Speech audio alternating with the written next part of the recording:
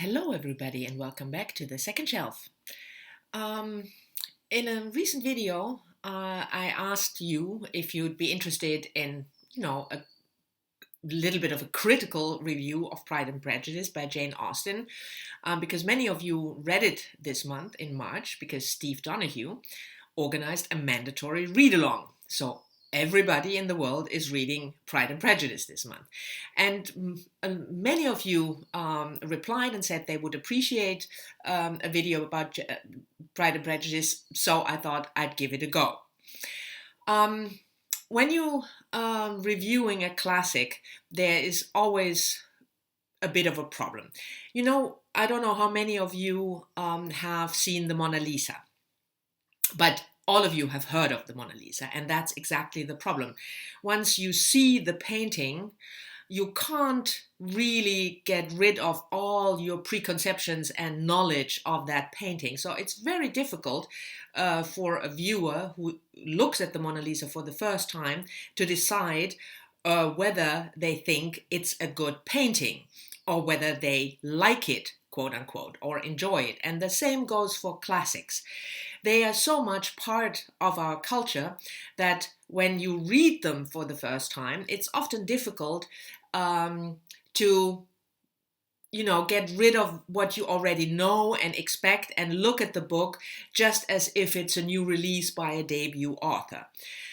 Another thing with classics is that some readers, I think many readers, think because it's a classic, they have to enjoy it, which is not true, of course. And the second more important thing for me when you review a classic is that because it's a classic, it's flawless, which isn't true either. What I want to discuss here is a couple of things in Pride and Prejudice, going from writing, setting, character, and plot, and give my view on these various criteria of the book. There will be spoilers, so if you've never read Pride and Prejudice and have no idea what the plot is about, you should probably not watch this video unless you don't mind that you are spoiled. Okay, let's get into the review and start with a short summary of the plot. Again, there will be spoilers. The plot centers around not that well-to-do land-owning family, the Bennets. You have Mr. and Mrs. Bennet, the parents, and they have 5 daughters. Jane, the eldest and most beautiful. Elizabeth, Lizzie, our main character, main focus. And then you have Mary, Kitty, and the youngest, Lydia. Lydia is 15, 16 when the novel opens, and she is superficial, flirtatious, hard to handle. You also have the problem of this family is that they have 5 daughters and they have to marry well in order to be provided for. The estate will go to a cousin, Mr. Collins, after Mr. Bennet dies. So the wife, the widow, and the daughters will have nothing. So they have to marry well. Mr. Collins comes to visit, and he offers marriage first to Jane and then to Lizzie, and he's rejected. And next to Mr. Collins, you have our 3 main male characters who are the center of attention for various Bennet girls. You, of course, have Mr. Darcy, good-looking, very wealthy, but snobby, he seems at least, and arrogant and proud. His love interest is Lizzie, and of course you will know in the end they will marry. The other dashing and quite wealthy man is Charles Bingley. He's not a landowner, he's not as rich as Mr. Darcy, but he is well off, and he is single, and he falls in love with Jane, the eldest daughter. And then, of course, you have Mr. Wickham. Mr. Wickham is a soldier. He's dashing, he is very good looking, he's seductive, he has his way with women, and most of the Bennet family is just enthralled with Mr. Wickham. next to those main characters, you have quite a big set of characters on the side. Charlotte, friend of Elizabeth, who will in the end marry Mr. Collins. You have the gardeners. Mr. Gardiner is Mrs. Bennet's brother. You have Colonel Fitzwilliams, who is Darcy's friend. And you have other side characters in the family and in the neighborhood. So there is quite a big set of characters. But the story centers around Jane, Elizabeth, and Lydia and their journey to marriage. Talking about writing style. Jane Austen, I think, is at her best when she writes dialogue. If you look at the opening of the book, you have one or two introductory sentences, and then you are thrown into a dialogue between Mr. and Mrs. Bennet. Jane Austen had, I think, a really good ear. She could hear how people talk, and she could transform that into written dialogue. Her dialogues are very lively, very realistic, and I think she knew it because big portions of her books are always written in dialogue. Another typical writing style of Jane Austen is not only an introspective view when a character muses about his or her experiences or thoughts or feelings, but Jane Austen often gives a sort of indirect speech, which means she tells us what a person said, not as a dialogue, but written out as indirect speech. That is not something everybody likes, especially because it slows down the pace of the book. We will talk about pacing later on when I talk about plot. Another thing that Jane Austen doesn't really incorporate is humor. If you look at a novel like Middlemarch by George Eliot, or if you look at Thomas Hardy or Trollope, there are characters in the books who are just there, you feel, for comic relief. Jane Austen doesn't do that. She is quite a stiff writer and not very humorous. So that is something that you might find, boring. Talking about setting, she throws the reader, as I said, into the setting. She doesn't waste any time with descriptions, whether it's people or landscapes or the times or the whether it's spring, or she doesn't do that. I think probably because she felt that her readership at her time, novel was published in 1813, didn't need that. They lived in the same time, they recognized the way people lived, so Jane Austen probably felt, I don't know, but she might have felt that it's superfluous to give a lot of descriptions. Characters. As I said, many, many characters. And what she does well is she is able, even though there are so many, apart from the main focus of the three women and the three men, to give them, to make them individuals. What she doesn't do, and I think you can't expect that in a novel with that many characters, is most of the characters don't have any character arc or character development. Mrs. Bennet is just the same at the beginning of the novel as she is at the end. And so is Mr. Bennet. And so are many of the characters, Mr. Collins. The main character arc is Elizabeth Bennet, who starts off rejecting Darcy because she feels he is proud and arrogant and snobby. And then, of course, everything turns around and she falls in love with him and they marry. But that is, I think, almost the only character arc at all in the book.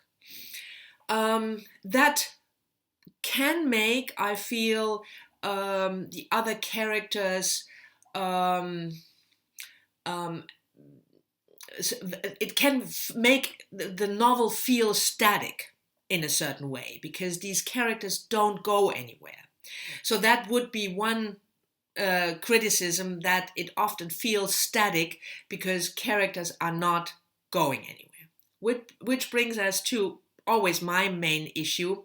Oh no, one more thing about writing. There are a lot of letters in the book, which I don't feel, except for one important letter that Mr. Darcy writes to Elizabeth in order to explain himself to her. But there are many more, and I don't feel that that is a success. If you read up on Pride and Prejudice, you will see that it was probably conceived as a book written in letters. And Jane Austen obviously felt that some of the letters she should preserve. And I don't think that most of the letters in the book should be there. They don't serve any purpose. There's, for instance, a letter from Mr. Collins to Mr. Bennet after Lydia does her fatal decision and elopes with Mr. Wickham. It doesn't really serve any purpose. So I don't think that the letters in the book, except for the one that I said Mr. Darcy wrote, are a success. Plot. Always my main issue. You know me, I'm a plot-oriented reader. The first thing that I feel Jane Austen doesn't do that well is pacing.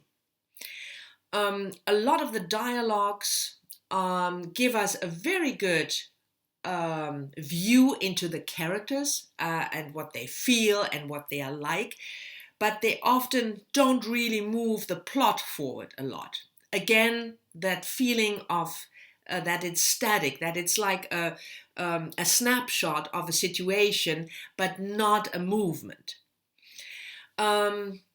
Another thing about pacing is, as you will know, Elizabeth and Mr. Darcy start, to get involved, quote unquote, and it's clear that Mr. Darcy fell in love with Elizabeth. He proposed to her, she rejects him, and for various reasons, because Mr. Wickham told her that Darcy was really very, very bad to him, and because Darcy also separated Jane and Bingley, because Darcy felt that Jane was not really in love with Bingley.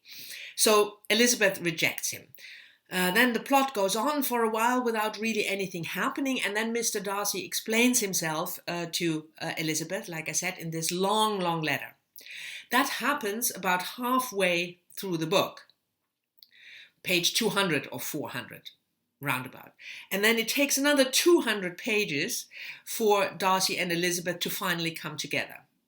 That's way too long, way too long. And I think Jane Austen realized that, because what happens is that she inserted the subplot with Lydia. Lydia, the youngest daughter, like I said, flirtatious, superficial, she falls in love with Wickham and she elopes with him. And so a lot of the second part of the book is about this elopement and how Mr. Darcy is able to get Wickham to marry Lydia. He pays an amount, for Wickham to be an officer, because nothing much is happening with the main characters, the two central characters, Darcy and Elizabeth, in the second half of the book. So pacing, I don't feel, is Jane Austen's strong suit. And there are other criticisms, at least for me, plot-wise. The plot between Elizabeth and Darcy centers around Elizabeth's wrong preconceptions and prejudices against Darcy. And one of the main things is the fact that Wickham tells Elizabeth that he grew up on Darcy's estate, his father was a keeper there, and that young Darcy was so jealous that he managed to, throw Wickham out without any money. That's the shortcut of it. We later learn, of course, that that's not true. But this is a main point in the plot for Elizabeth to have a certain idea of Darcy, and that moves the plot along. But that scene is quite flawed in the sense that it is based on the assumption, first of all, that Elizabeth will believe Wickham, whom she doesn't really know, but she sort of likes him, so okay. But it's also based on the fact that Elizabeth will not inquire at all whether the story is true, even though she knows Darcy, even though she could confront him, which she doesn't do. And it's quite strange to me that Wickham would go to such length in explaining why he doesn't like Darcy. It doesn't serve any purpose, and it's quite dangerous, because if Elizabeth finds out that it's not true, Wickham will be in a spot. So I don't think that's a very good plot device she uses there. And the other thing is Wickham's elopement with Lydia, which doesn't make any sense at all from Darcy's perspective, from Wickham's perspective. Wickham is always looking for a woman with money. He tried to elope with Mr. Darcy's younger sister, who is an heiress. He has another sort of engagement with a rich woman.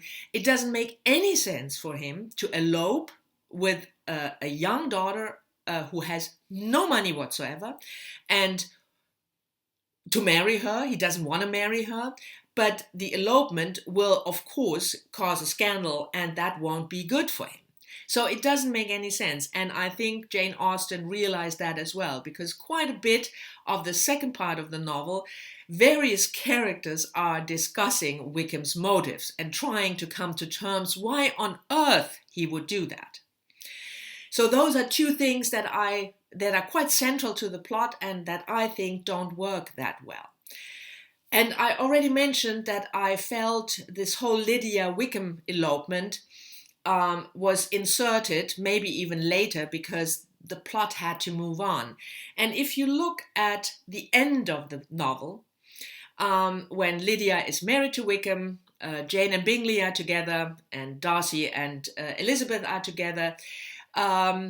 Elizabeth has conversations with Wickham after the elopement and after the marriage, the forced marriage, more or less. She's not, I wouldn't talk to the guy at all. And in the movies, you see that they don't talk to him at all.